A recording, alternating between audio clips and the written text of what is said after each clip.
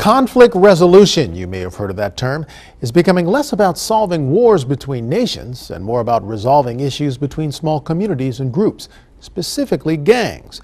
Joining us today is Aldo Civico, PhD, Director of the International Institute for Peace at Rutgers University.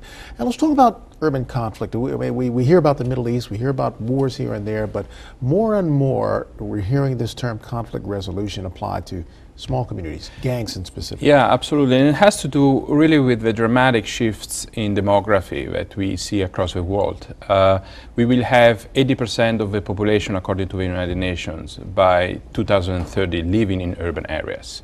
And so what we will see is that our urban areas, especially the marginal parts, are going to be the theater of the new conflicts. We will have less peasants insurgency and more urban insurgency. We will have increasingly less guerrillas and more gangs that are affecting our security. Wow, so I would imagine this is going to have a big impact in the U.S. Yes, you know, it's not only happening in Central America and South America, but in the United States. If you look at the latest report of the FBI, you have 1.4 million young people joining 33,000 gangs, and it's actually an increase of 40% since 2009. So it's a significant reality, actually, of our urban areas. And these are growing armed factions, almost like you find in parts of the Middle East. Yeah, and they are linked to transnational networks of crime.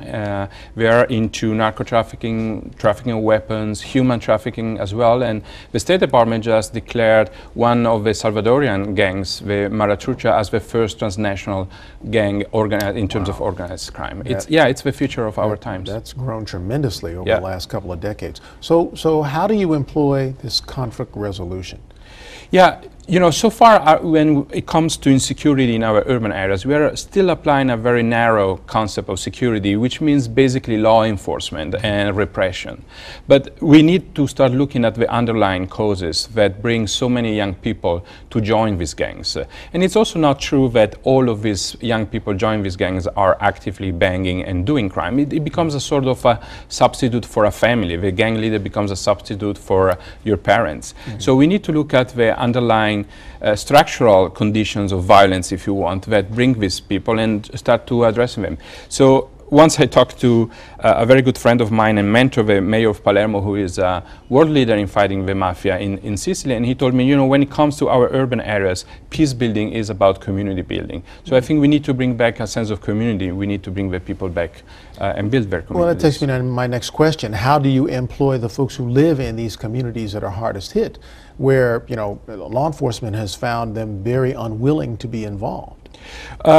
You know, maybe they're unwilling to work with the police, but actually it's not that they are passive. You know, people are negotiating and trying to find ways to live in a secure way day by day. There are everyday practices that community are implying to defend themselves, to negotiate with these armed groups, and to lower the risks of violence. So and we should build on that. It's not necessarily being involved with law enforcement.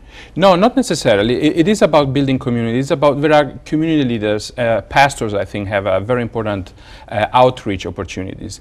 And we need to diversify our policing. You know, if you talk to these kids, they come most of the time from an experience of domestic violence. And if you ask them, what is your experience of this, with the state? It's mostly just the encounter with the law enforcement. And it's not a really positive one, unfortunately, most of the time. So I think we need to be more creative and imaginative on how we do policing in these neighborhoods, so that we can actually build trust between these communities that are marginalized and the state.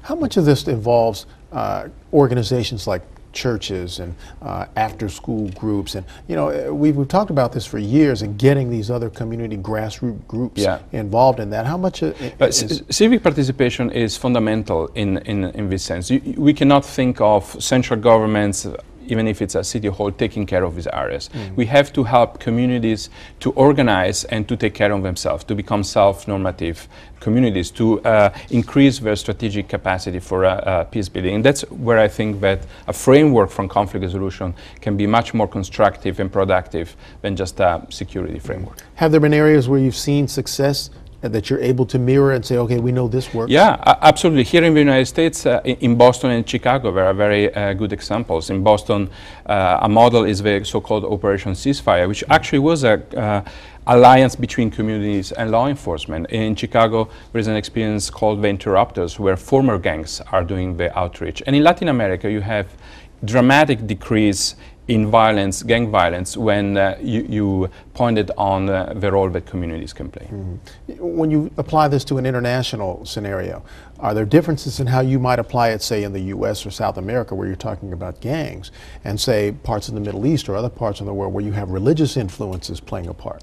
You know, of course, every area has a different characteristic and a trait that you need to address. But what is important is the overall method that you can apply in different areas.